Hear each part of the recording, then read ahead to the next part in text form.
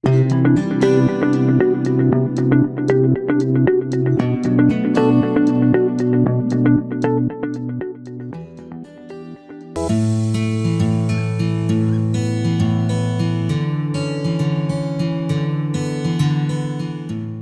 常生活每一餐都要攝取到全穀雜糧、肉類、蔬菜、水果、乳製品同埋堅果6大類嘅食物，再將少油、少鹽、少糖、高纖維3少1高嘅原則，食物盡量清淡就可以食得出健康，降低三高嘅發生。